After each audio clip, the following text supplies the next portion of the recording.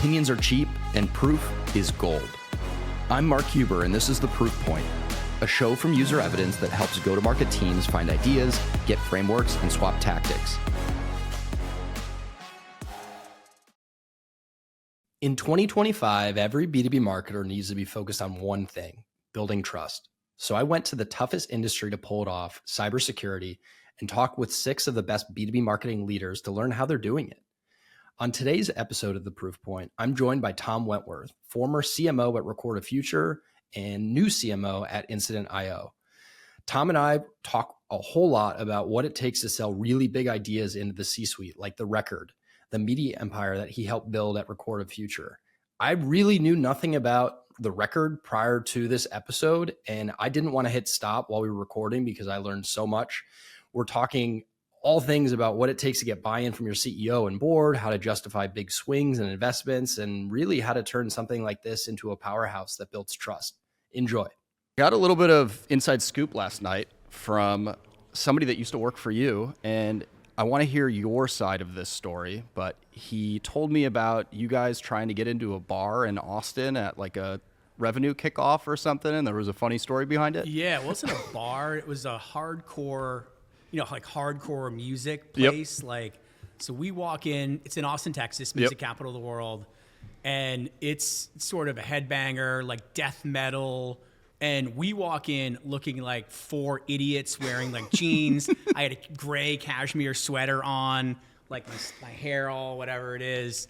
And we look entirely out of place. Me being me, I got no problem. And it's a mosh pit, right? Like a classic 90s mosh pit going. So I have no problem jumping into the mosh pit.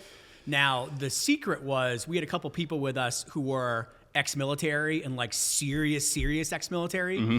So I felt pretty good if a fight broke out, then did not tell I'd me be that okay. Part. Yeah. And I cleared this with them. I'm like, look, if I'm gonna get a fight, I need you guys to back me some up. Muscle. Right? And and look, legit muscle, like trained to kill sort of muscle. So I felt pretty good about it. But yeah, 5 of us went out into a pretty hardcore death metal bar and survived. And it was awesome. So the one detail that you might have left out was the guy who was getting kicked out of the bar or the place, that was, and then what he said to you all in line. It was something about you yuppie, you're kicking me out, yet these yuppie scumbags are in here. Was I something like that? More or less. Yeah, that's also a true story.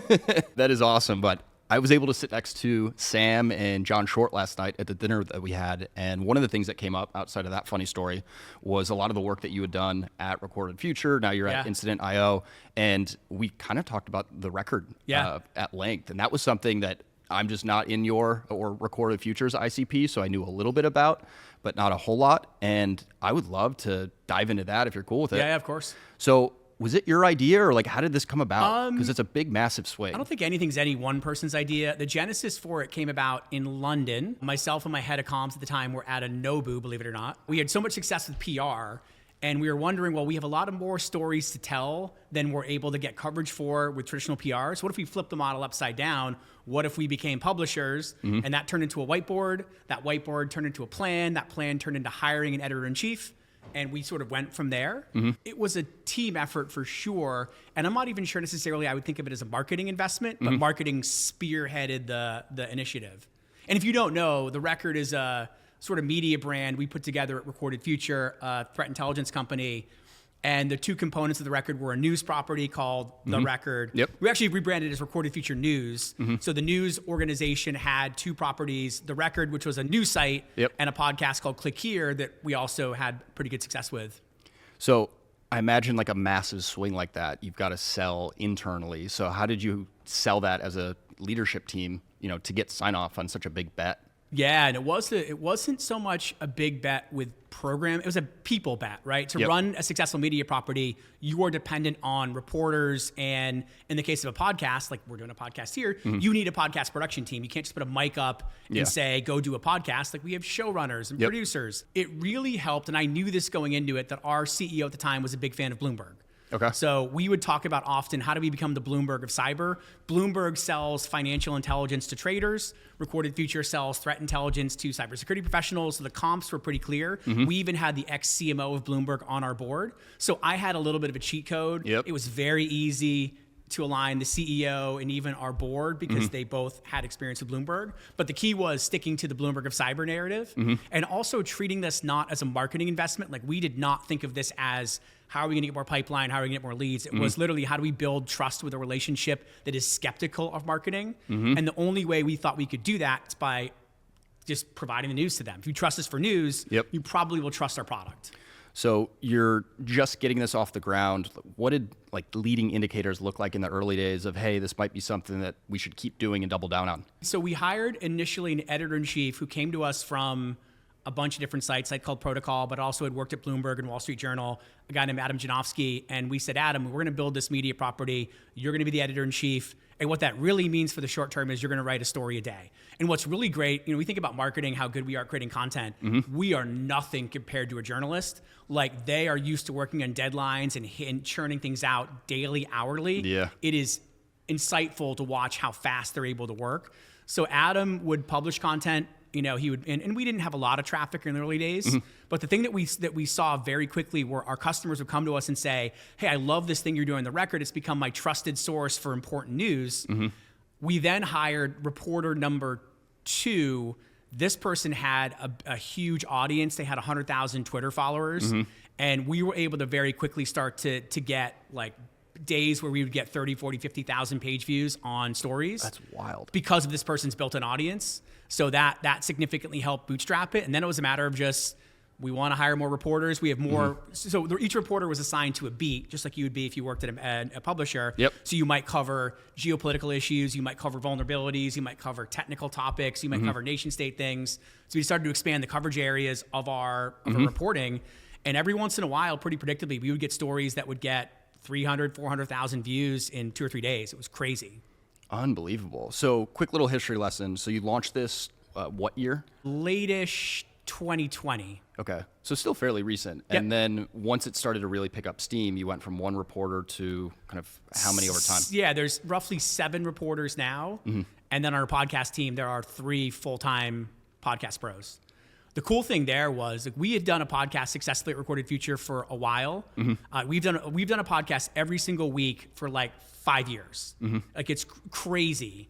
The initial podcast was more about we would interview people, kind of like a traditional B2B tech company podcast.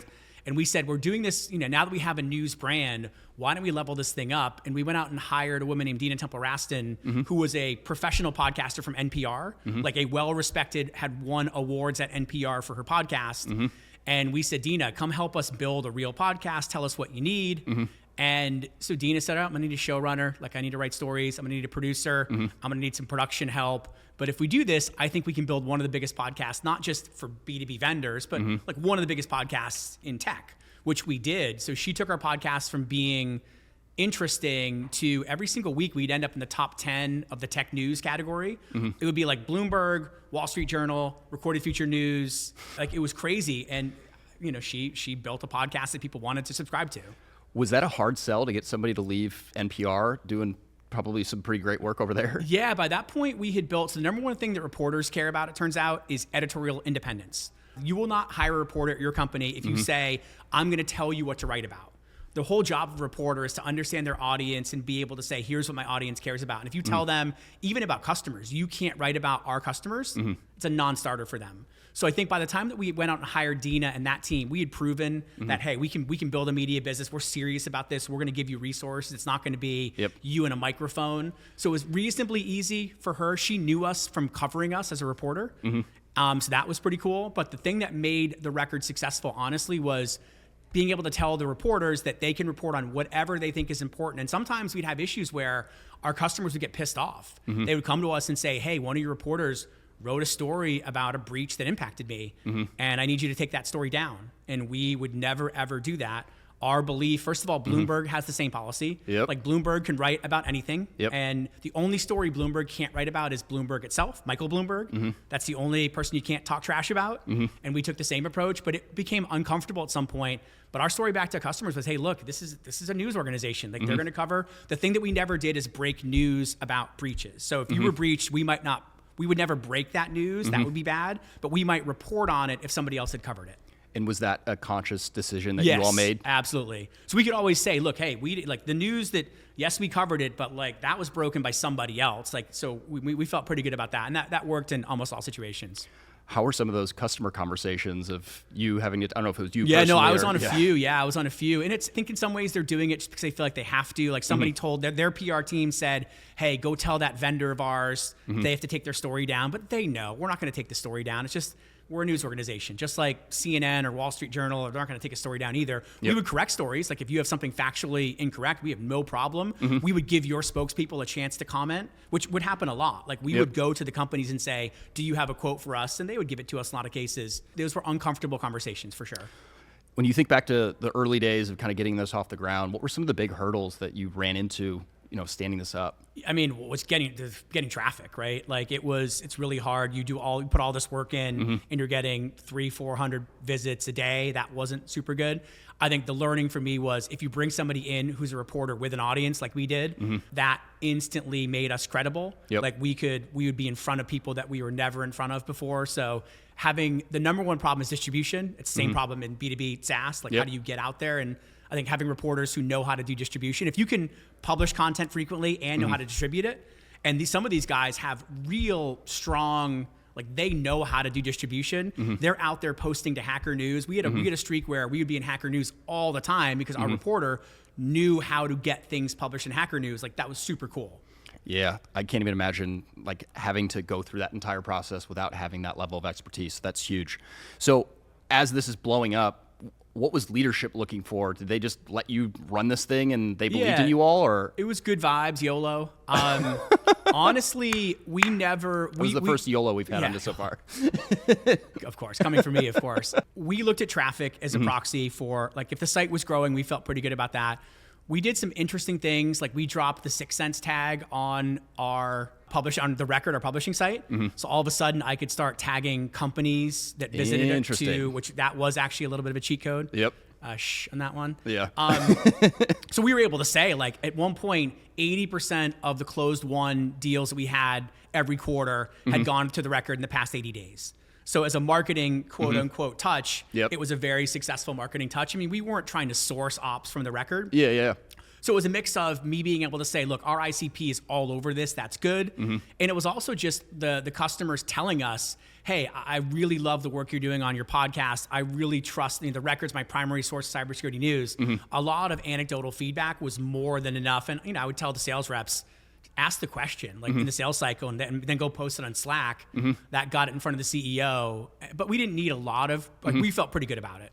So were you using Gong or something like Gong and tracking it like with, a piece of technology, or were you just relying on the sales team? I had a Gong filter set up for the record, but more just even anecdotally, like a CSM. We would just tell them, hey, if you hear anybody talk about the record, make sure you share it. And they would do it all the time. All right, good. That's what I'm having our CS and sales team do with the podcast that we're on right now with the Proof Point. So if you were to do it all over again, because I want to talk about the new role, not just this, anything that you would do differently? No. Actually, it worked out way better than we expected. When we first started this was an idea. It was a whiteboard conversation. It was a dinner conversation. To turn that into a site that was generating, essentially around 1 million views a month, and a podcast that was getting essentially 1.5 million downloads a year, something like that. Like pretty good numbers, right? Yeah. So no, it vastly exceeded our expectations. Maybe the only thing I'd have done differently is had more confidence that it was going to work. My advice, however, is almost no one can pull this off. Like everyone talks about we should build a media company on our organization. And like, dude, you work in like something that no one cares about. Like we sat at the intersection of people care, the mainstream media cares about cybersecurity, right? They care about nation state level threats. They care about big breaches, like what happened in MGM Grand, had a huge ransomware attack. Like people care about that. So it sat at the intersection of something that we knew uniquely as a cybersecurity company and things that the public actually cared about.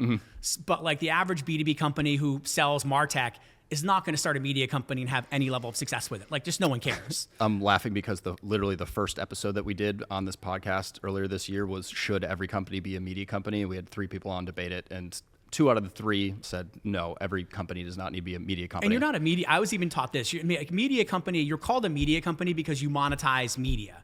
Like none of us are actually media companies. I wasn't a media company. We called ourselves a news organization. We produced news. We didn't monetize media. Actually, right around when I left, we did a deal with a podcast distribution network in the NPR universe where like we would actually make money on the podcast. Like we built a big enough audience that we could have monetized like a media company. We didn't feel like we needed to. Yep. I don't think it's bad to do media. Like doing a podcast like this is great for all the reasons I'm sure that you know too. But being a media company is just should not be the end state for most organizations. So you went from a fairly large company to, I think, a company with what, 80-ish people right now? Yeah, roughly, yeah. And Sam mentioned that you're doing a little bit more work now and rolling up your sleeves. Yeah, it was you get to be in a CMO role at a scale up like Recorded Future where the team is essentially 50 people when you add in the media organization and you're 350 million in ARR. Your job is much more about setting the strategy, managing VPs and making sure that they're able to successfully achieve their objectives. Like you're very far away from the work. I was managing VPs who managed directors, who managed managers, who managed the work doers. So I thought in my genius moment of clarity when I decided to leave Recorded Future, I'm like, I should go do a Series A. Like that would be fun to go do marketing again. I haven't done marketing in a long time. And it turns out it's hard to do marketing. Like yesterday, after I finished up my presentation, I was loading leads through HubSpot. And I had to teach myself like, oh, this is how you do it again. And oh, here's the mistakes to watch out for. Like I had to relearn that. Yeah. And I'm not sure that was fun or not, but it was definitely doing the act of marketing. Yeah. So I think going back to a Series A, the mistake I made was being too far away from the work at Recorded Future. Yep. I was too far away from the work. Now I'm maybe too close to the work in some ways, but I love it. And it's a challenge. So you strike me though as somebody who would be, really excited about that challenge and getting back into the work. Is that something that I'm a nerd, you really so it's prioritize? no, 100%. I didn't say that, but well, I did. No, 100%. That's the bet. Like the bet is like I have enough ego to think like I can go do that. And we have somebody on my team who is exceptionally good at social media, and I'm like, I could never do that. Like what she does, she does memes that are relevant to site reliability engineers and like a super hardcore technical persona. Like how she does it is incredible. Like I could never do that. We have someone on my team who runs events. We just came back from re:Event, and she knows how to plan out experiences and do things I would have no idea how to do. Yeah. Like I lost the connection to the art of marketing, and that was a mistake. So how big is the team at Incident.io? We are currently, with myself, 3 people. And then you've been in the seat for what, like a couple months? 2 at this months, point? yeah, a little bit less than 2 months. What is, I guess, one of the big things that you've learned about getting back into the actual marketing that, maybe you weren't expecting? I think it's when you work for an engineering-driven culture like we have at Incident.io. So we sell incident management where when something breaks, like your site goes down, we help wake up the engineers that need to help participate in the incident. We help manage the incident response process itself. So we fire up a Slack channel, we bring in all the context you need, and then we help you work through that incident and communicate to your customers. But it's a super nerdy persona that we sell to. We operate on an engineering culture at Incident. So we have daily stand-ups, essentially. We talk about delivering work in hours and days. Like I worked in a quarterly schedule. We'd be happy if we hit our quarterly objectives, and that's how we would measure ourselves. Now, when I go to a conference like this, I feel like I'm falling behind because I'm not in the work as much as I need to be for that day. The cool thing about this company and the cool thing about our culture is we really do value daily contribution. Just like when you're an engineer, you can ship code on your 3rd day and you ship updates every single week. That's how we treat it. And that was not how it worked for me in some of my prior experiences. And that creates super challenge. That is a challenge for me for sure. I want to ship work every day. I love it. So we're right in the middle of planning for next year right now. Are you already finished with planning? Are you in the thick of it? Where are you right now? Financial planning, I feel pretty good about what we're actually going to execute next year. I need to document. In fact, my job Thursday when I get back home is to write out what I have in my head as the plan. So without giving away the secret sauce of what you're actually going to do, how do you go about that process? I've learned a lesson the hard way. First of all, you don't have a plan, you'll be given one. That's a quote that comes from my friend Pat Shea at Recorded Future. I like that one. So I don't want to be given a plan is my number 1 objective. And number 2, I've got to make some bets that I don't like campaigns, meaning I don't like things that last a week or 2 weeks or 3 weeks. I don't think you can, for a complex sales cycle, it's not a long enough amount of time to know if something's going to work or not. Yeah. So I'm trying to say for the next 6 months-ish, maybe a little bit shorter, what are the one or two things that we can rally the entire organization around? This idea of sales plays. They're not really sales plays, they're company plays. We're going to pick a couple of things that we are going to go around and that we are going to scream about in the market, that we're going to educate the sellers at a level of painstaking level of detail about, that we will organize marketing campaigns around. So organizing everything that we do around these two plays for the next 6 months or so, which lets us then say, hey, your random idea, like that's cool, but like I got 2 plays I want to execute and that's taking up 90% of my day. It makes it very easy to have structure, but most importantly, it tells the sales team, like this is where you should have confidence. This is where we think you're going to be successful in hitting your number, and you're going to get a tremendous amount of support from the marketing team, the product team, the rest of the organization around. I think picking a few things and going at them for longer than you feel comfortable with is probably the right move to make. So how much documentation is like enough documentation when it comes to your plan? Because I feel like many first-time VPs of marketing just over-document everything they're doing and just get lost in the documentation. Like, where do you find kind of that right level of detail? Yeah, one of the cool things about my new company is we are all about Notion. Do you use Notion at all? I have not used Notion until user evidence, and I'm using it like crazy. Notion's right now. Awesome. Yes, like, I love it. It's like it's a little overwhelming, but Notion is awesome. So for us, like a play will be a Notion document that lists out all the different assets that essentially are going to like it'll be some sort of high level description of here's the play, here's why we're doing it, here's what we think we're going to accomplish from this play. And we're going to use Notion essentially like you might use Seismic or HighSpot. It's going to be the home for a play that every single week or day as we learn more things about it, we'll update the Notion page. I don't think it needs to be, I work at a startup, like perfect is the enemy of good. We will get minimum viable level of stuff and tweak it.